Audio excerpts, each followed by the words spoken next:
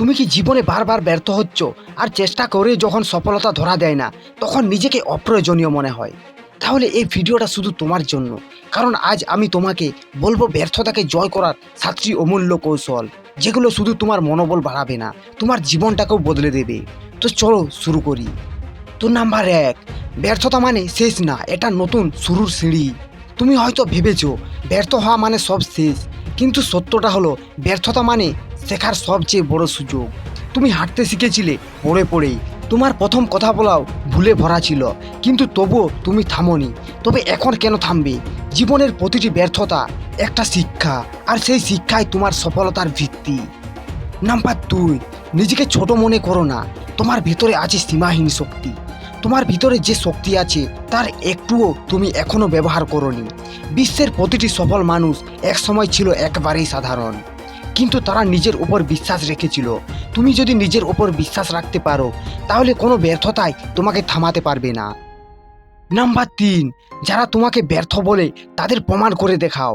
তোমার চারপাশে অনেকেই আছে যারা তোমার ব্যর্থতা নিয়ে হাসে, তোমাকে ছোট করে দেখে, বলে তুই পারবি না। তাদের কথায় ভেঙে পড়ো না, বরং এটাকেই মোটিভেশন বানাও। চুপচাপ নিজের কাজ করে যাও। একদিন তুমি এমন জায়গায় পৌঁছাবে যেখানে তাদের মুখে আর কোনো কথা থাকবে না। নাম্বার 4, ব্যর্থতা এলে থেমো না, বরং গতি বাড়াও। অনেকেই ব্যর্থতা আসলে থেমে যায়, কিন্তু সফল মানুষ জানে সর্বোচ্চ অন্ধকারের পরেই ভোর আসে। তুমি যদি ঠিক তখনই আরও বেশি পরিশ্রম করো, তাহলে সেই ব্যর্থতা তোমার সাফল্যের গল্পের অন্যতম অধ্যায় হবে। নাম্বার 5, সঠিক মানুষদের সাথে সময় কাটাও। তুমি যাদের সাথে বেশি সময় কাটাও, ধীরে ধীরে তেমনই হয়ে যাও। তাই যদি তুমি নেতিবাচক, হতাশ, ব্যর্থতাকে মেনে নেওয়া মানুষদের সঙ্গে থাকো, তাহলে তুমিও ধীরে ধীরে সেরকমই হয়ে যাবে। তাই নিজের চারপাশ গড়ে তোলো ইতিবাচক, উৎসাহী, এগিয়ে চলা মানুষের সঙ্গে। দেখবে তাদের আগুন তোমার মধ্যেও জ্বলে উঠবে।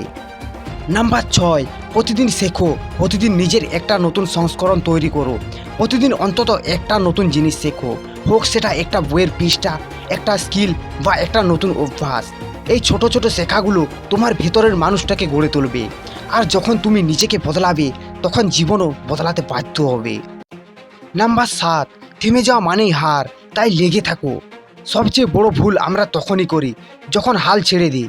তুমি যদি একটু আর লেগে থাকতে, তাহলে হয়তো সাফল্য ছিল মাত্র আর এক পা দূরে। সফল মানুষ আর ব্যর্থ মানুষের মধ্যে আসল পার্থক্য একটাই, সফলরা কখনো হাল ছাড়ে না। তোমারও উচিত যে স্বপ্ন তুমি দেখেছো তার জন্য মরিয়া হয়ে লড়ে যাওয়া।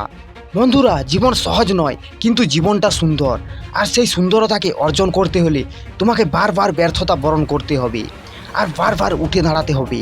তুমি যদি সত্যি জীবনে কিছু করে দেখাতে চাও, তাহলে আজ থেকে এই 7টা কৌশল নিজের জীবনে প্রয়োগ করো, দেখবে সফলতা আসবে।